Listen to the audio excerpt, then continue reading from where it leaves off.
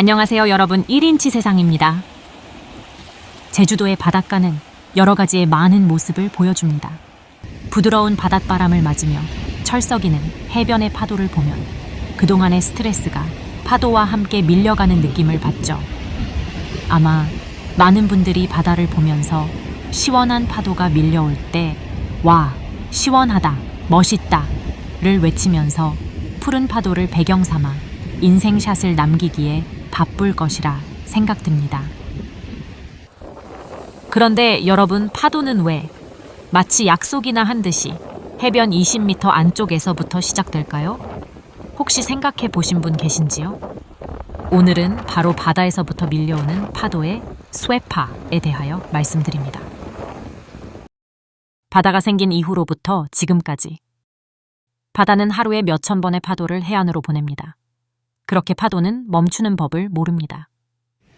단단한 해안 절벽을 만나면 차라리 제 몸을 산산이 부수어 가루로 만들 뿐이죠. 우리는 그것을 쇠파라고 부릅니다. 쉽게 말해서 쇠파란 달려오던 파도가 수심이 얕아지면서 발이 걸려 앞으로 고꾸라지는 현상을 말합니다. 쇠파의 한자 풀이를 보면 부술쇠, 돌석이 사방으로 흩어지듯 부서지다, 가루가 되다는 뜻입니다. 물결파, 말 그대로 물결, 파도를 뜻하죠. 즉, 쇠파, 형체를 알아볼 수 없을 만큼 산산조각나며 부서지는 파도라고 할 수 있으며 바위나 방파제에 부딪혀 에너지가 산산이 부서져 가루가 되는 강렬한 폭발입니다. 쇠파에는 세 가지 유형이 있는데요. 파도가 제 무게를 못 이기고 스르르 무너져 내리는 모습, 또는 완만한 경사에서 부드럽게 녹아내리는 파도를 나타내는 붕괴파, 파도가 앞을 향해 둘둘 말려 들어가는 역동적인 모습, 또는 수심이 급격히 낮아질 때 동그랗게 말리며 터지는 권파. 거대하며 무섭고 높은 파도가 해안벽에 부딪혀 산산이 부서져 가루가 되는 쇠파. 이렇게 세 가지 유형입니다. 그렇다면 파도는 왜 일어나는 걸까요? 그 원리는 이렇습니다. 깊은 바다에서는 파도가 에너지를 품고 매끄럽게 이동합니다. 그런데 해안가로 오면서 수심이 얕아지면서 파도의 아랫부분이 바닥에 닿아 속도가 느려집니다. 아래는 느려지는데 파도의 마루인 위쪽 부분은 관성 때문에 원래 속도로 계속 가려고 합니다. 결국 파도의 윗부분이 아래보다 더 빨리 앞으로 튀어나가면서 균형을 잃고 하얗게 부서지며 넘어지는 것. 이것이 바로 여러분이 바닷가에 갔을 때 보시는 하얀 파도입니다. 하지만 바람도 잔잔한데 파도만 크게 올라오는 경우도 있습니다. 바람 없는데 파도만 센 이유. 이것을 우리는 너울이라고 부르는데요. 너울이라는 말은 쉽게 말해서 저 멀리 폭풍우가 치는 먼 바다에서 만들어진 에너지가 제주도 해변까지 여행을 왔다고 생각하시면 이해가 빠를 것입니다. 바람은 이미 잦아들었어도 그 에너지인 너울은 바닷속에 그대로 살아있죠. 지금 보시는 삼양 바닷가는 수심이 급격히 낮아지는 지형이면서 암초가 발달해 있습니다. 먼 바다에서 온 거대한 에너지가 이 지형을 만나는 순간 으악! 나 발 걸렸다. 나 넘어진다. 하고 한꺼번에 폭발력이 터져 나오는 것이죠.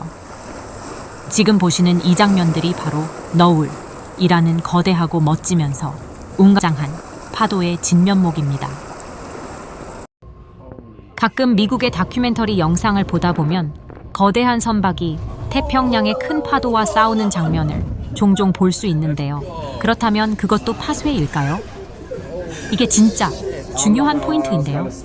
결론부터 말씀드리면 그건 파쇄가 아니라 파고와 너울의 위력이라고 부릅니다. 여기서 파쇄와의 차이점이 생기는데요. 우리가 일반적으로 보는 파쇄는 수심이 얕은 곳에서 파도가 무너지는 것이었죠. 하지만 태평양 한가운데는 수심이 수천 미터라 파도가 발 걸려 넘어질 일, 즉 파쇄될 일이 거의 없습니다. 그래서 태평양 같은 곳에서 큰 배가 오르락 내리락 하는 건 파도가 깨져서가 아니라 파도의 높이, 즉 파고 자체가 건물 10층 높이만큼 거대하기 때문입니다. 이걸 너울이라고 말씀드렸죠. 산더미 같은 물덩어리가 통째로 배를 들어 올렸다가 떨어뜨리는 너울. 물론 예외는 있습니다. 폭풍우가 너무 심해 바람이 파도 머리를 강제로 날려버릴 때는 깊은 바다에서도 하얀 거품이 생기는데 이걸 백파라고 부릅니다. 하지만 이건 지형 때문에 고꾸라지는 파쇄와는 성격이 조금 다르죠. 결론적으로 파도는 육지 해안가에 와서야 비로소 제 몸을 부수지만 먼 바다에서는 그 거대한 몸집만으로도 배를 집어삼킬 수 있습니다. 이제 여기까지의 설명을 끝으로 지형에 의한 연한 파쇄와 먼 바다의 거대 너울의 차이를 정확히 이해하셨으리라 생각됩니다. 그렇다면 파도는 멀리서는 푸른 바다색인데 왜 내 눈앞에 오면 갑자기 밀가루 뿌린 듯 하얘질까요?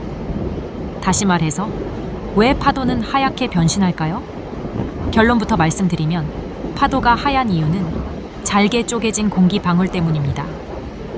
파도가 파쇄되면서 고꾸라질 때 엄청난 힘으로 주변의 공기를 물속으로 끌고 들어갑니다. 이때 물과 공기가 마구 섞이면서 수억 개의 미세한 기포와 공기 방울이 만들어지죠. 바로 공기가 물속으로 침투하면서 생기는 하얀 공기 방울들이 바로 우리가 보는 하얗게 부서지는 파도인 것입니다. 또 한 가지 신비한 것은 빛의 난반사로 인한 바다의 색입니다. 빛이 멀리 있을 때 빛은 깊은 바닷물 속으로 흡수되거나 일정하게 반사되어 우리 눈에 푸르게 보입니다. 하지만 미세한 공기방울들이 빛을 만나면 빛은 이 방울, 저 방울에 부딪혀 사방팔방으로 흩어집니다. 이것을 난반사라고 하는데 모든 빛이 섞여서 우리 눈에 들어오면 흰색으로 보이게 되는 거죠. 겨울에 내리는 눈이 하얀색으로 보이는 원리도 이와 똑같습니다. 그렇다면 한 가지 더 질문이 생기겠죠? 파도는 왜 해안선과 평행하게 들어올까요? 먼 바다에서 대각선으로 오던 파도는 해안가 수심이 얕아지면 속도가 줄면서 해안선 쪽으로 휘어집니다. 제멋대로 치던 파도가 백사장 앞에선 약속이라도 한 듯 일렬종대로 늘어서는 것이죠.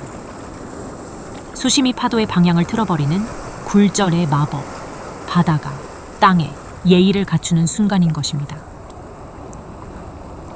여러분이 파도를 자세히 보시면 파도는 항상 같은 크기로 오지 않습니다.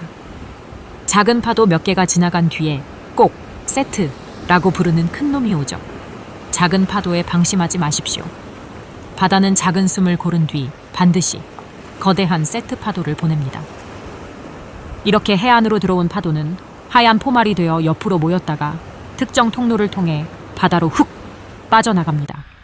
그렇다면 이렇게 밀려온 하얀 거품들은 도대체 어디로 갈까요? 그것은 소리 없이 바다가 끌어당기는 이안류의 길로 빨려 나갑니다. 많은 사람들이 바다에 뛰어들었다가 파도에 휩쓸려 다시 바다로 끌려나가는 상황이 바로 이 이안류 때문입니다. 화려한 파도 뒤에 숨은 바다의 무서운 뒷모습인 것이죠.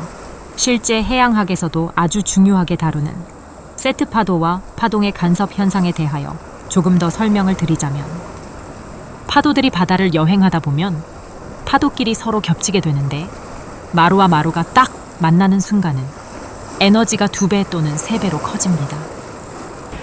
지금 여러분이 보시는 그 4번째 파도는 멀리서 온 여러 파도가 구엄리 앞바다에서 합체를 외치며 화강간 벽을 타고 넘으려는 보강 간섭의 결정체인 것이죠.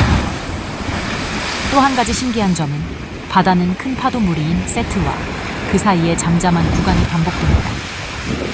구엄리 파도처럼 3번의 잔잔함을 견디고 4번째 대물이 오는 것처럼 정확히 하나의 세트가 들어오는 주기를 보여주는 것입니다. 서퍼들이 좋은 파도를 잡으려고 바다 위에 떠서 큰 파도를 하염없이 기다리는 이유가 바로 이 세트를 기다리는 것입니다. 조금 더 이해를 쉽게 말씀드리자면, 여러분 혹시 1970년대 말 극장에서 보셨던 영화 빠삐용의 그 전설적인 엔딩 장면, 스티브 맥퀸이 절벽 위에서 바다를 뚫어지게 보면서 파도를 세던 그 장면이 바로 보강 간섭과 세트 파도를 이용한 목숨 건 탈출의 교과서라고 보시면 이해가 빠르실 것입니다. 영화에서 빠삐용은 절벽 아래로 몰아치는 파도를 며칠 동안 자세히 관찰합니다. 그러다 결국 발견하죠. 작은 파도들이 지나가고 나면 에너지가 응축된 7번째 파도가 절벽을 때리고 바다 바깥쪽으로 강하게 밀려 나간다는 사실을요. 그 7번째 파도가 바로 여러 파도가 합쳐진 보강 간섭의 정점입니다. 그 파도에 몸을 실어야만 섬의 암초에 부딪히지 않고 먼 바다로 쭉 밀려나갈 수 있었던 것이죠. 여러분, 솔직히 제가 알려드리는 보강 간섭 이런 건 몰라도 됩니다. 다만 원리만 알아도 여러분이 혹시라도 불의의 사고로 태평양 무인도에 떨어졌을 경우에 뗏목을 만들어 탈출할 수 있는 길이 열릴 수 있을지 또 모르지 않겠습니까? 자, 여러분 이쯤에서 파도의 에너지에 대한 원리도 알았으니 이제 간단하게 우리가 평소에 그냥 지나치거나 궁금했던 것들에 대해 간략하게 알아보고 가도록 하겠습니다.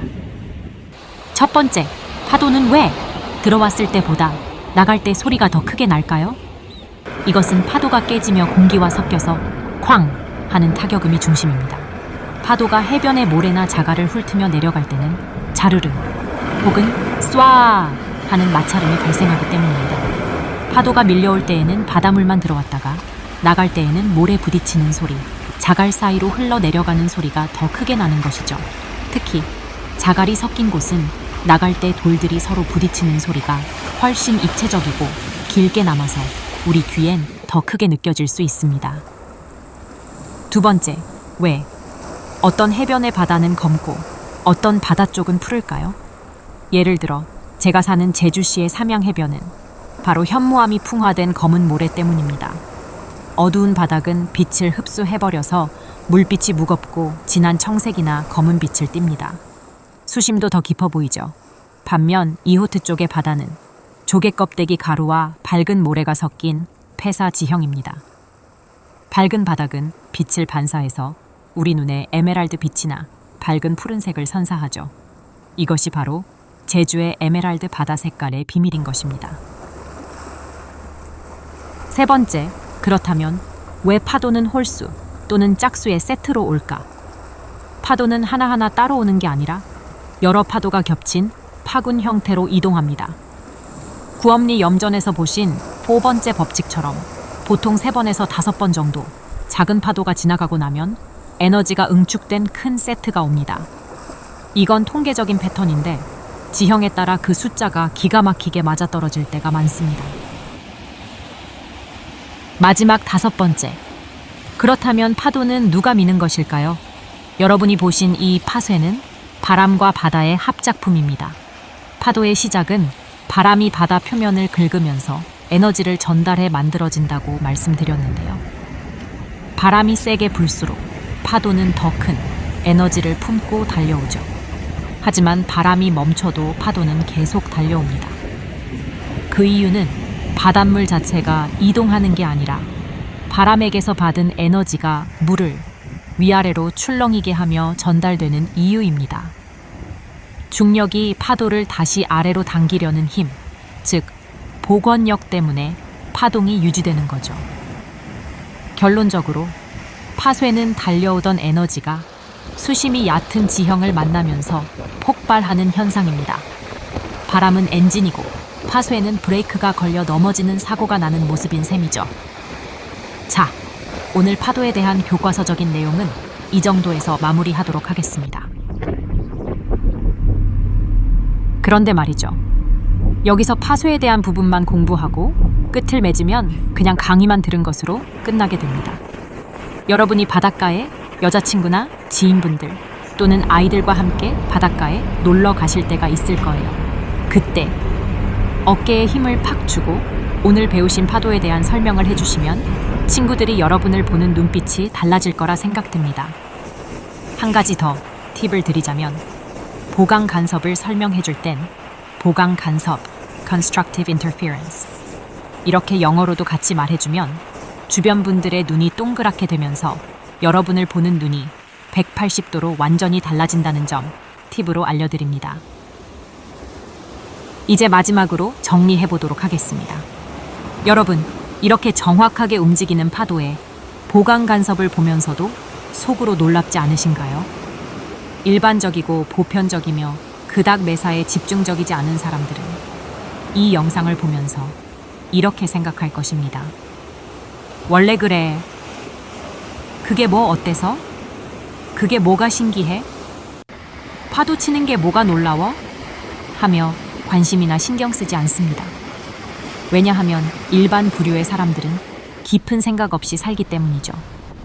하지만 여러분 중에 단 한 분이라도 제 영상을 보고 정확하게 4번에 한 번씩 또는 빠삐용처럼 6번째 파도가 끝나고 7번째 파도를 보면서 탈출한다는 생각을 더해서 깊은 관찰을 하면서 느끼며 보신 분들은 일반인과 다른 관찰자의 시선이 있는 깊은 사람이라는 것을 기억하십시오. 제 영상을 보고 아, 그런 뜻이 있어구나 라고 느끼신 몇 분들, 그분들이야말로 이 시대의 진정한 깊은 생각으로 사시는 분들이십니다. 혹시 오늘 바닷가를 갈 계획이시거나 지금 바닷가에 계신다면 꼭 한 번이라도 파도의 움직임을 자세히 관찰해 보시면 좋을 것 같습니다.